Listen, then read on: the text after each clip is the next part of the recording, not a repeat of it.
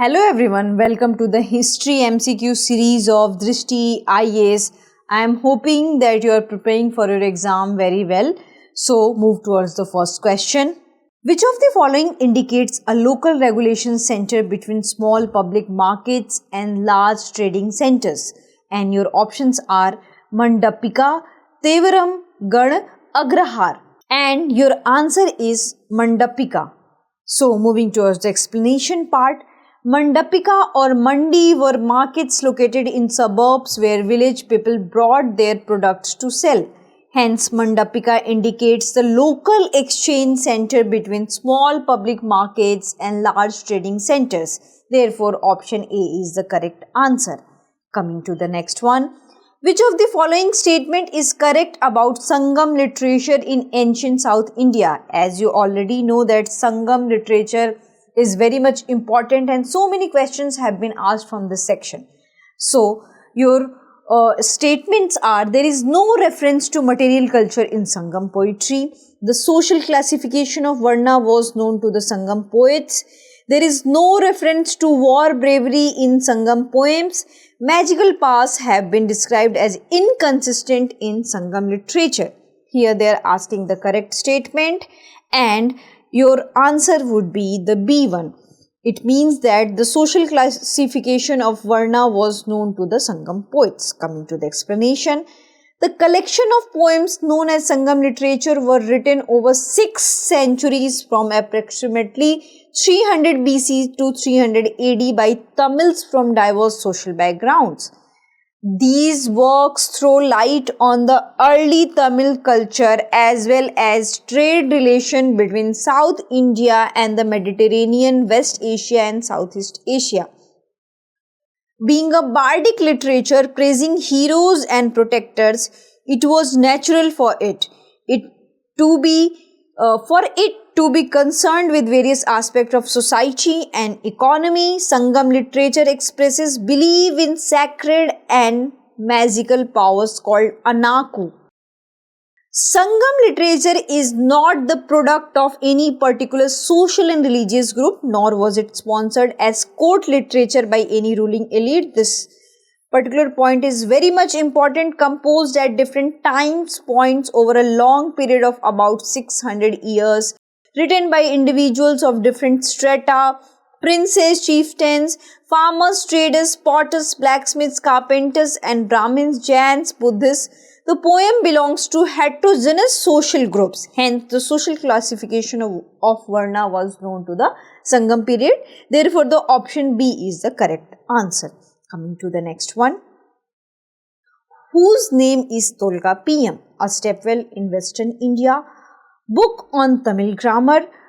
A collection of Tamil devotional poem, a collection of Kannada poem, and your answer would be the B, book on Tamil grammar. Coming to the explanation part, Tolkapiyam is a book on Tamil grammar and Tolkapiyam is a treatise on grammar and rhetoric. And in the comment section, you have to tell me that who is the author of Tolkapiyam. Coming to the next one, Uraiyur is famous for the capital of Cheras, for trade of cotton cloth in ancient times, for pearls, for horses. And your answer would be the B, for the trade of cotton cloth in the ancient times. The center of Chola political power was Uraiyur, which is famous for the cotton cloth trade. So here you have to also remember the political period, which is the Chola. Coming to the next one. Which of the following pairs are correctly matched? Vallal, rich farmers, Arsrar, ruling class, Kadaisiyar, farm laborer. And your answer is D, which is all three are the correct ones. Coming to the explanation, Vallal, rich farmers, Arsrar, ruling class, Kadaisiyar, farm laborer. Then we have the next question. Consider the following statement with reference to Tamil state. In the Pandya kingdom, horses were imported from northwestern India by land route. The title of Enadi was given to army chiefs. Periyar people were farm laborers engaged in leather work. Which of the above statement is correct? 1 and 2 only 2, 2 and 3, 1, 2 and 3. And the answer would be the C, 2 and 3. In the Pandya kingdom, horses were brought by sea route. Hence statement 1 is wrong. The title of Enadi was given to army chiefs with the formal rituals. So that's why the second one is correct. The Periyar people were agricultural laborers. They also used animal hides and used them as mats. So second and third one is the correct one. Therefore, the option C is the correct answer. Coming to the seventh one. Which of the following statement is false with reference to the administrative system in South India? Apart from regular taxes, the king also collected visti, forced labor from the farmers. There were three types of villages in South India: Ur, Sabha and Nagaram. In the Ur, villages were given to Brahmadev, which is the Brahmins. In Chalukya regions, villages work was managed by the village elders, and your answer would be the C one.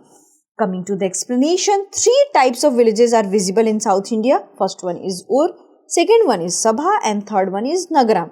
And among these, Ur was most popular in which farmers lived. So, Ur is not related to Brahmadeya land. Then, which kind of land is related to the Brahmadeya land? So, it is the Sabha. Sabha category villages were given to the Brahmadeya, who are the Brahmins. It means that they were given as a grant to the Brahmins. And in such villages, it was the duty of village head to collect taxes from the villagers. The grant recipient had authority over such villages.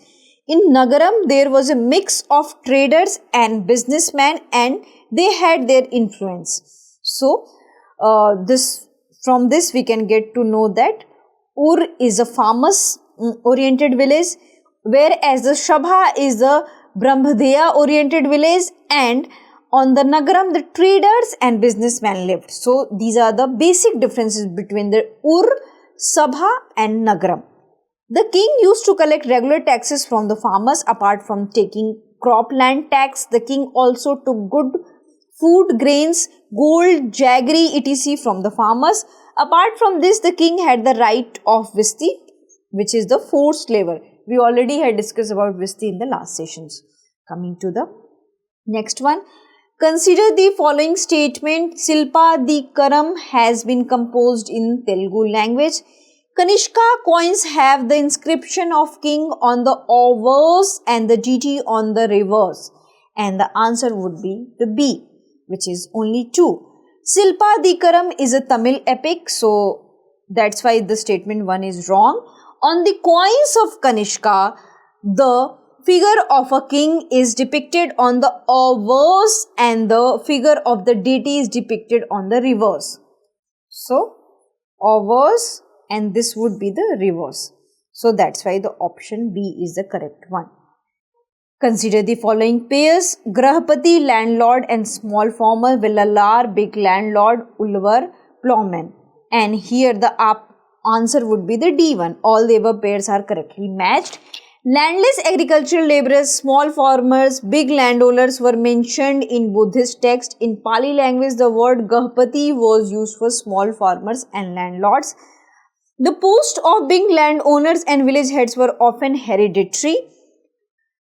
Early Tamil Sangam literature also mentioned different classes of people living in villages such as Vellalar, big landlords; plowmen, Ulvarar; slaves, Animai. It is noteworthy that the head of the family was also called Gahpati. Sometimes this word was also used to elite people living in cities and for business purpose. So here you have to understand few terms. So Gahpati is a head of the family, and sometimes it is used for the elite people who are residing in the cities and also the business oriented people. You have to decide this thing according to the options given into your questions. Then we have few terms. Slaves were called as Animai, plowmen, Ulvar, Vellalar, big landlords. So these are the options. Coming to the next one. In what context have the terms Kalabu, Karpu mentioned in Tamil text been used? In the context of land tax, in the context of warrior class, in the context of marriage, in the context of spoinage system? And your answer would be the C, in the context of marriage. So in today's terms also you have heard about the love and arranged marriage. So this is related to the love and arranged marriage, kind of that. So there are 8 types of marriages are mentioned in Tamil text Tolka PM, under which Kalabu and Karpu are also mentioned. Kalabu is a kind of a love marriage which is not much acceptable in society and they are often condemned. And while Karpu was a marriage based on a relationship between arranged by the parents. In modern terms, they are the arranged marriage, and this is often acceptable in our society.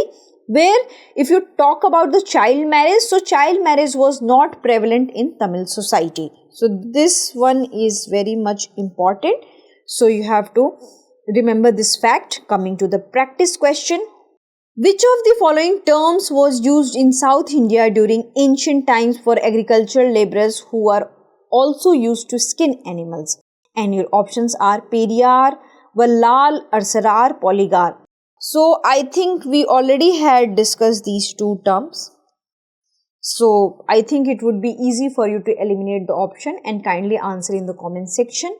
I hope you like this session and keep studying your history from your NCERT, because most of the questions will come from the NCERT. So you have to keep studying the NCERT and start remembering the facts related to the NCERT, and you have to also practice the MCQ related to other subjects also, so that it will be helpful for your prelims examination. You will be developing a habit of practicing the MCQ.